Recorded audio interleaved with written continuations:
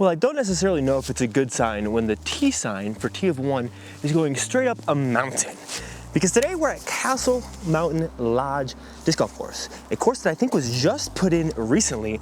At least it's new to me. I first heard about it only a couple weeks ago. It's in Estes Park, a little bit northwest of Denver, where I'm living, and where I'm doing the Course Quest series for the rest of 2025, where I'll be playing every course within a 75-mile radius from Denver. That's not a course that you can't just book a tee time at, as well as trying to make all the courses in Denver, ranking them against one another just in terms of my UDisc score, with giveaways associated with that, so stay tuned for the end of the video, and with the Course Quest scorecard, where I will rate each of the courses with my Bedanza certified score and let you know what I think overall of it. This one is going to be quite unique. There's some OB, there's a double Mando I see on hole 1. It's only like 4,100 feet. It's a $20 pay to play, which is pretty expensive, and you need to book a tee time and have a very specific parking plan. You have to carpool if you're playing with multiple people. So we'll see if that's worth it today. And I basically heard that you're just hiking with a little bit of throwing discs. It looks like they're putting a lot of effort into the course. Castle Mountain Ace Club, that's cool. There's one ace in 2023, so it does look like it's been around for a while, but maybe it was private. The course record is 11 under par. And now I want to beat the course record. And if I can't shoot 250 rated on UDisc, I'll be putting a disc either from this bag or a custom disc in my bounty bin for if anybody beats my score, the first person to beat my score, and email it to me. More about that at the end of the video. Lots of short holes, hopefully lots of ace runs. I did implement an ace run rule in this series, but with the course record on the line, I think I'm gonna try to play straight up so that we can record just the 18 holes. If I'm really off pace, I will invoke the ace hole rule, where I get 5 shots, and if I ace, it counts. Otherwise, I'm just trying to play as straight up as possible. Hole 1, oh wow. It does look like they're using Axiom Pro light baskets.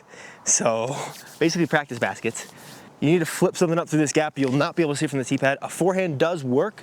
I'd rather finish up on that left side though. You gotta hit this double Mando. Wow. I saw somewhere you needed to bring your hiking shoes. Hopefully my best is to get the job done. Hole 1, I think it's gotta be the Watt. Get sneaky. That's a birdie putt to get started. Course record, here I come.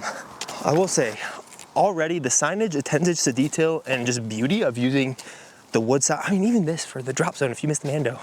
The baskets might be a knock on this place, but everything else so far has been top tier. Seems like a very professional lodge. Tighten down the shoes for the first putt of the day. I did think this was a little closer, but that's okay. There we go. I was wrong. They're the Pro HD. Actually, a pretty good basket. Still a practice basket. I think that's the one I have in my basement, but I actually really like those. So if it's in my basement, I better make some putts today. If you guys watched the second video in this series when it was still Course Conquest, not Course Quest, Prickly Pines is kind of similar to this. This is 7,500 feet of elevation instead of about 6,000, but it's a similar feeling kind of dirt pine forest, which is one of my favorite things to play disc golf in. Nice little watch out for flying discs sign on the hiking path. 184, straight with a little turn. Oh, it's way right. Oh my gosh, that's a drop off. With how short all these holes look, it's probably gonna be like a Watt or a chicane every hole. I don't see any OB here. The only reason I would want to throw the Watt is because even though it's going to be turning down the hill at a similar flight to the forehand is wanting to dig into that and skip, whereas this is still spinning in a way that if it hits the ground, it's likely going to like catch and check up. Playing this thing blind is going to be interesting about the landing zones. Get off that. Oh, that's not bad. Pulled it a little left of where I wanted. I wanted a little floatier and a little more inside, but I kind of let it go early. Maybe a little nerves or something. I think it's a crazy drop off. So this might be layup city, but if you're going for the course record, sometimes you gotta not be a layup boy. Mini.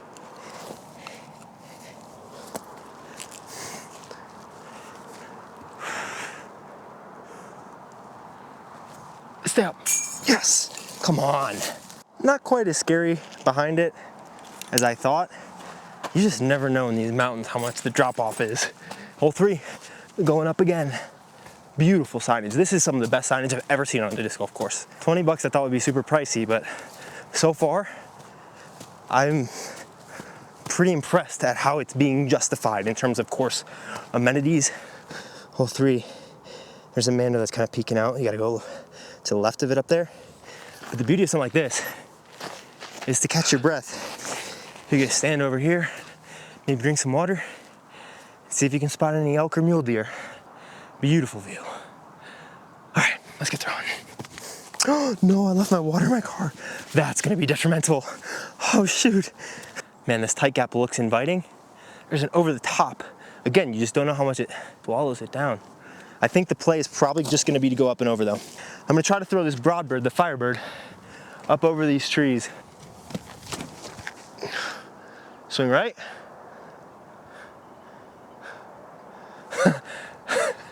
That was straight up, straight down, no right movement at all. Let's just pitch up and down and get a par. The good news is, there does look to be a little backstop, so I can't putt this. You might have noticed if you've watched some of these videos, but not the last one where I filmed at Lake Estes Park, I'm putting with PA3s again. Just a more beat-in version. The peaks, I think is good. Just doesn't have the fade that I'm used to on the PA3s, even up here in the mountains. And I played a course that was so rocky, and I ended up laying up a lot, and I hit a ton of rocks, and now it feels weird. But for something like this, that little extra glide might be good. Throw it straight at the chains, glide it in there. The extra fade would have been good. What was I thinking? This course might turn into one of my favorites. A lot of hiking and really short holes, but I would much rather go do a lot of hiking and then throw short holes than long holes.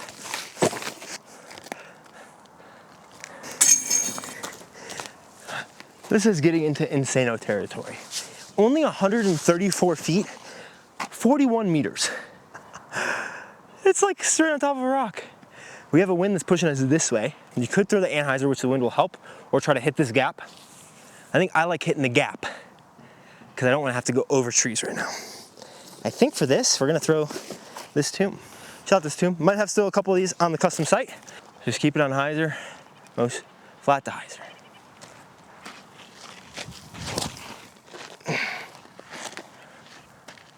Oh my gosh, did I like find an area where I could sit down, or did I go down the other side of the hill?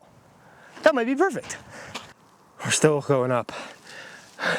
I basically walked up the entire hill already. And I think, honestly, these are Circle 1 markers. That is extra impressive. I've not, or if I can remember, maybe besides Beaver Ranch and maybe Bear, I have not come across a mountain course that has Circle 1 markers. So, another point in favor of this guy. Oh no, did I go far? Oh no, oh no, oh no. I thought it was perfect. There's a couple small little twig limbs here to negotiate. A little tailwind.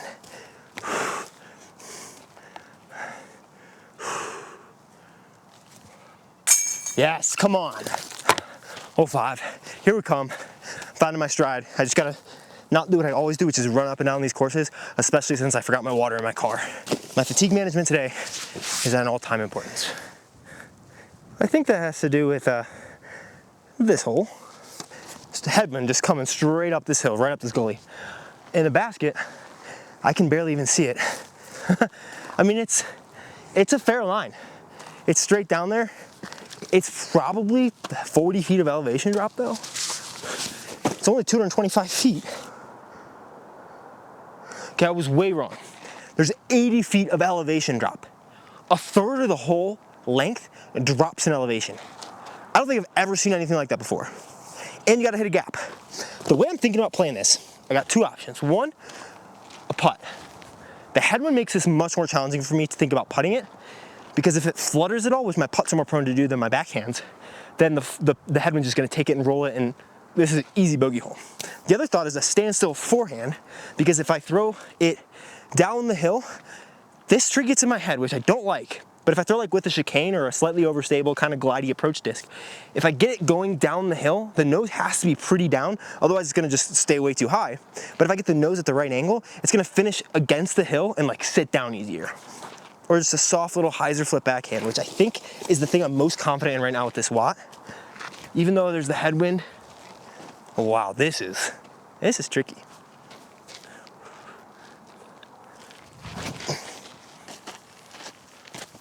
Yes, oh, that might be helpful. Sit down, sit down.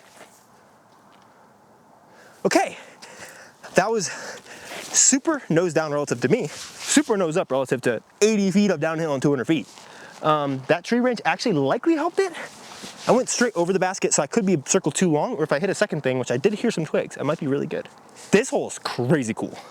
And it's fair too, I mean, the line's there. So far, I'd heard that this course is a little crazy, and I have to agree. It's a lot of hiking. I'm very impressed with just the disc golf itself as a shorter course. Definitely shorter course, but like, I'm impressed so far, very impressed. And to get down, you can see these stairs that they put in, which, I mean, another plus. To pay 20 bucks for disc golf is a lot of money. And there's a lot of time left for me to change my opinion, but so far, this is one of the most justified expensive courses I've ever played in my life, especially if you just take into account like where it is and how much amenities everywhere here are. I do think this is the circle. Goes in a circle around it. There's a basket. I do see my disc. I'm in the circle. Maybe about 25 feet.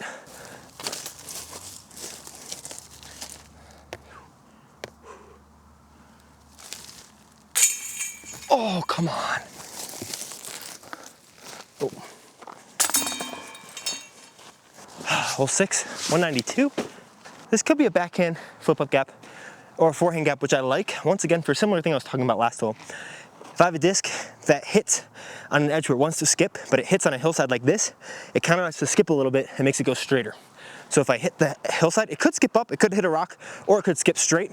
It's a little more consistent, I think, to hit that gap on a smooth forehand than trying to turn a backhand through it.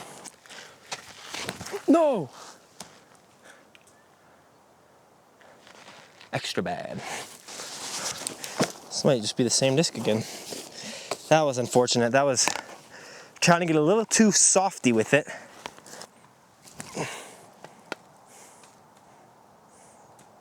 That's good.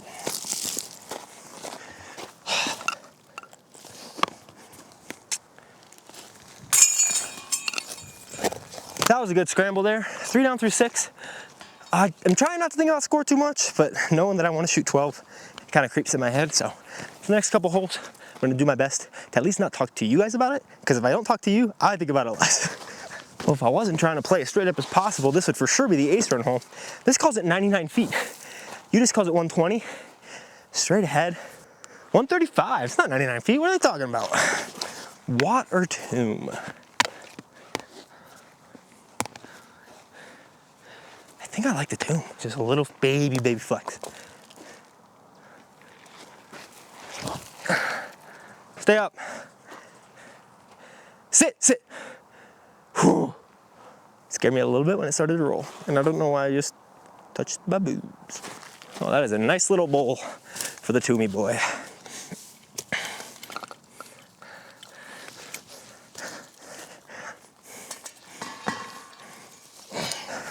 Well, this is gonna be interesting. Hole 17, this is the one you just warned about. Par 4, 420, spotter advised. That might be a 420-foot driver putt. Okay, super excited to throw that, but we got 10 holes before we can. 9 holes, I just had to count on my fingers. 217 feet, just straight uphill. The problem with something like this is it looks like, oh, just throw it flat and straight at it, and that can work, but you have to have the right stability because you're going uphill, and the grade of the hill is this way, which doesn't matter too much except for when it hits the hill. Because if your disc is on a little hyzer, it's gonna accelerate that hyzer because it's not a flat grade up, it's gonna push it a little more left. So forehand could work, it's a little sketchy with this tree, but I do like something that if you throw it on a touch of hyzer, it flips up to flat, so that as it's getting past that second tree up there, it's either going flat or turning a little bit, because then when it gets back to a hyzer's edge, it's gonna be slow enough that it's probably not gonna skip far down the hill. So probably not the tomb. It honestly might even be something as fast as this Brave, just because it's a 7-speed, that's pretty flippy. Oh, it looks farther than 217. But I think this Stig, which definitely shouldn't still be in my bag this week, but it is because I filmed this video and the last video back to back, I think it's the perfect disc. Just throw it very slight hyzer, almost flat. Get around the tree that way. Okay, that's not the gap, but I'll take that every time. Because I think I'm still in the circle.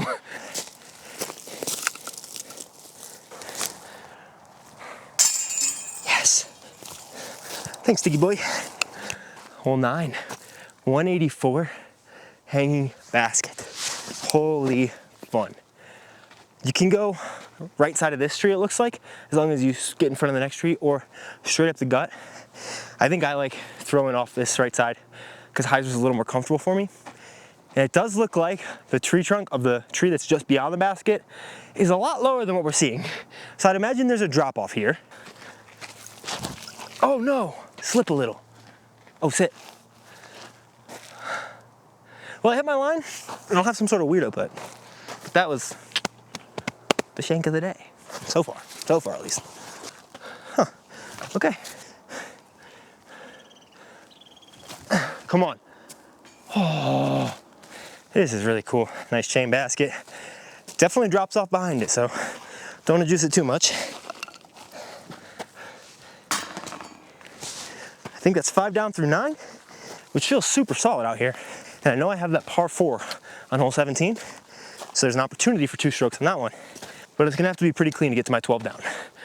So I'm not banking on, especially on a first playthrough. 11 with the hike cardio that you need, very impressive. Geez, we've climbed so high, we're almost at the top of the hill, and there's a basket higher than me right now. I think that's 11. We're still climbing. This is nuts. 235. I'm thinking watt. The reason I like the watt too is because of rollaways. Of course it could, but since it's flipping up, it's not really like trying to bite into the hill. And when it bites into the hill and the hill goes here, then it stands it up. If it's trying to flip this way, then it kind of gets sat down by the hill. Not all the time, but that's the theory at least.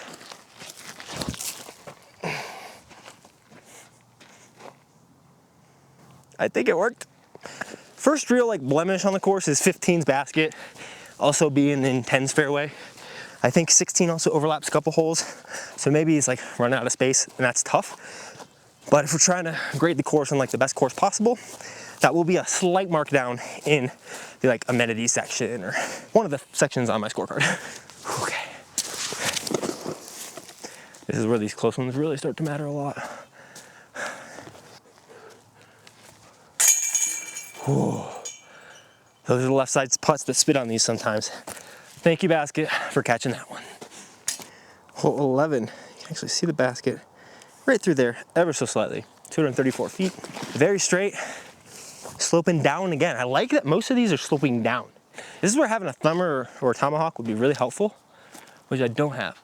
But I think a smooth stig over the watt, or maybe even the compass would be good. Just got a little headwind. Not much at all, but enough to make me think. I did it. That's exactly the line I wanted to throw. Go in. Oh my gosh, thank goodness for that tree. That was 100 long. That stig glides forever up here. I think our next hole is actually all the way up the mountain, which is kind of sweet that we climb this whole thing. Beautiful views, holy cow. I do see the flags back here, which leads me to believe I'm in the circle. I don't like how much it looks like this basket is leaning because of the grade of the hill. The basket, they've done a very good job on almost all of these and making them very level for having the temporary bases. That's something else I'm super impressed with. Almost like takes fully away from the fact that hole 15 is in hole 10 fairway. But it looks like it's on an angle because of how steep that grade of the hill is, which doesn't make me scared to putt at all. No, sit. Thank goodness. I was between 2 aim points on the basket on that one, and I don't even think I picked one before I went to putt, and then it came out not even close to either. Oh, jeez. Gotta capitalize on those breaks if you want to shoot a crazy round. That'll have to likely be one of the last big mistakes I make this round. I can still make a couple smaller ones, and that doesn't seem egregious, but to have a chance for birdie from 20 feet, gotta capitalize.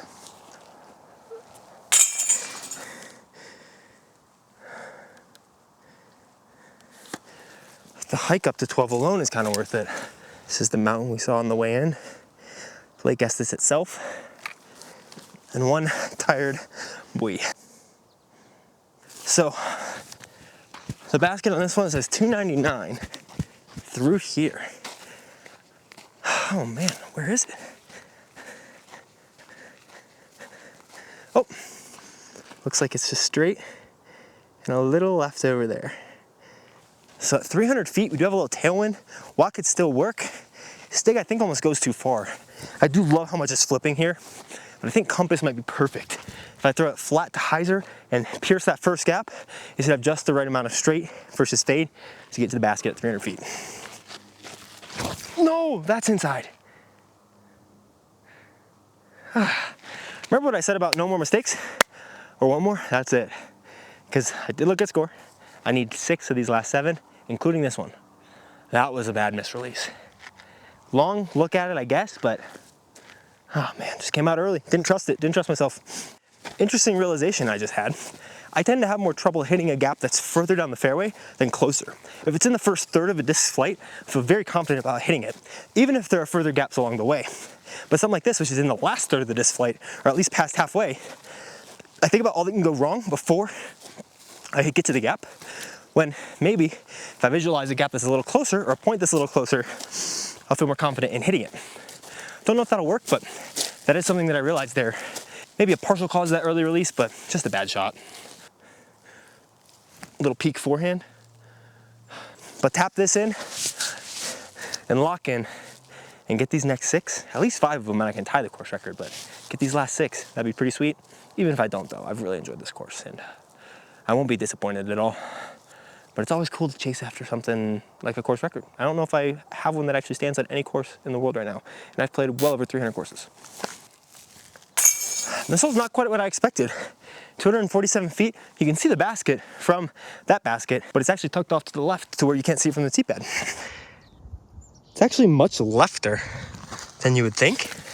But I think I like the watt on a hyzer. Keep going, left, left, left, left, left. That could be perfect, or it could have hit a rock. Ooh, so what's a good shot? It's not a perfect shot. Need a little more height.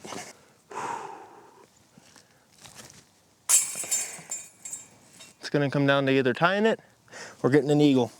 Ah, unfortunate. Wow, that's pretty. At this point, it's been a good few holes since my last birdie, so should probably get one of those. But 314 feet tunnel shot. I do like here again, that straight forehand that's pushing down the hill and skips up it. So I think it's time to break out the broad bird. Just slight anhyzer out of the hand, get it to flat before that little wonky tree. Uh-oh. Oh, sneak through that gap. Oh my gosh. Who needs to hit their line? Shout out Broderick. That even sat down for me nicely. Come on. Back in the birdie zone. Now we're getting into the part of the hike that everybody likes, the downhill climb. Well, this is my new favorite hole on the course, 239. This makes up for where this basket is located. There's a hyzer, which is definitely the easy play. Eagling hole 17 is very unlikely. Shooting perfect is very unlikely. I think I'm gonna relinquish the opportunity at getting a course record for the opportunity to get one of the coolest shots ever, acing down this tunnel. That being said, I'm still gonna try to score well, so I'm gonna throw hyzer first. And we're invoking the ace hole, meaning I get 5 shots, ace counts, otherwise you gotta take your first. And I'm doing that every course quest video because that is fun. Probably a little too much disc, but it seems to have the luck right now. Let's try this broad bird.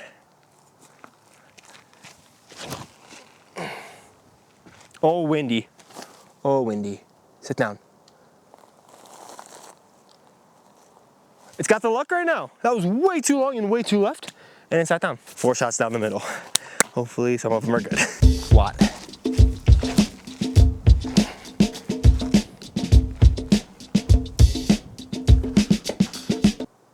was so close. Yes. No, don't get overstable. Hit the tree left. Get right. Flip more, flip more, flip more, flip more, flip more. Skip off it. Ah. Oh man, can't believe how good that watt was.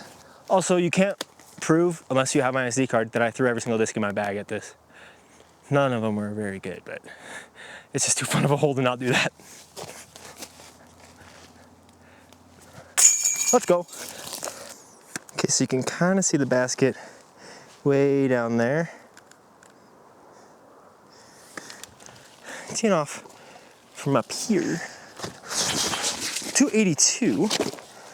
Plays through a couple fairways, so again, another slight knock. This one, it looks like the intended route is like just to get to those rocks straight down this hill, but there's a nice over the top that if you get the width right, it can slam down which could be bad because it could hit some rocks and leave you with no putt.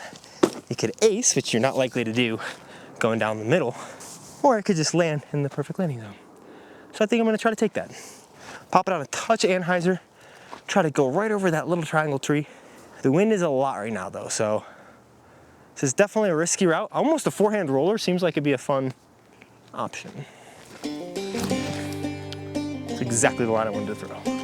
Well, not quite as high, but that should be money.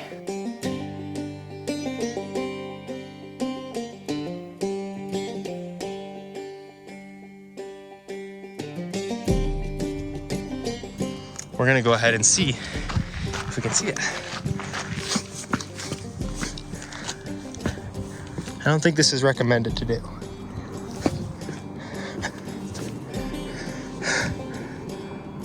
No idea. Oh, you see that tree with the arrow right there? There's one of those right there, which denotes down that way, and then right there. So, kind of by where that lodge is. If you go throw it straight at that house with something stable and dumpy, get it down there.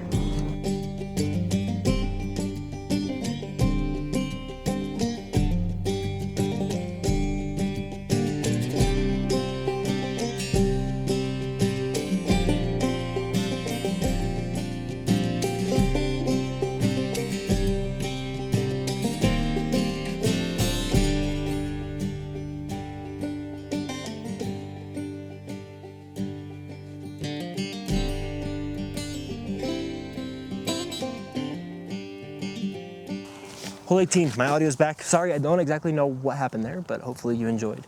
Shot a pretty solid round so far. Unfortunately, just a couple too many mistakes to get me that course record, unless I ace this hole, which is a very silly thing to do. But 10 under, I'm feeling pretty confident about getting to 250 rated, as long as I don't bogey this hole. It does look like there's some forehand gaps or this backhand gap up this right side, maybe with the watt. Bogey free though so far has been pretty sick. Let's end it with a sweet shot here, and then I'll rate this course, give it my course scorecard. Oh gosh. Oh. Maybe I can throw it in. This all seems fitting. The watt wanted to come back right by the tee pad of 1, where we can easily read the course record 11 under sign, so that could be in the background when I throw it in for the tie. Or I lay it up for the 10 under. That seems more likely.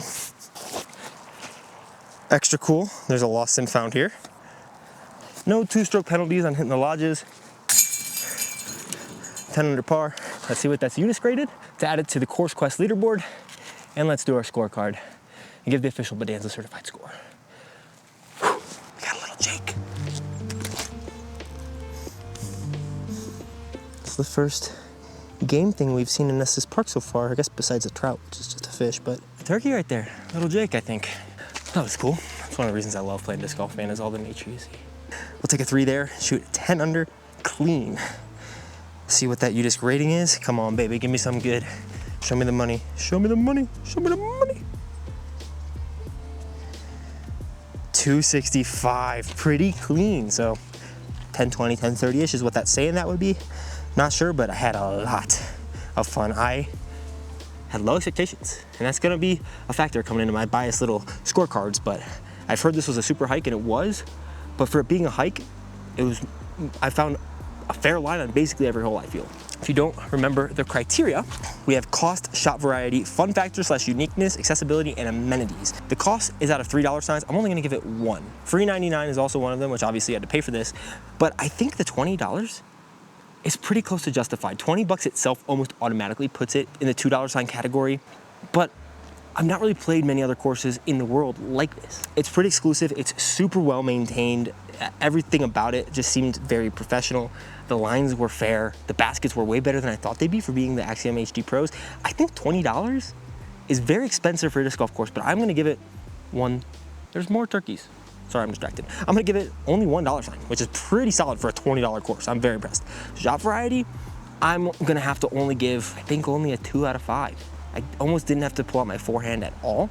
It was almost all putter backhands, mostly hyzers, fun varieties, a couple different distances, but even the long holes were still putter shots. I could get through that whole course and score my exact same score with probably just a watt if I played it a couple times. Fun factor / uniqueness, definitely. I'm checking that box. That's only a check box because some courses just like there's nothing super special about them. This one, I'd say there definitely was. Accessibility, I'm gonna have to give that a 1, to be honest with you. Even just the hike to get up the whole one, that's tough. So not really an accessible course.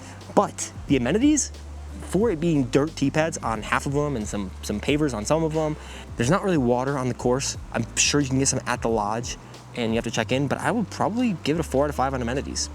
Man, I'm almost at a 3.5, but overall that gives the Bedanza certified score, which is my completely scientific, perfect way of rating a course.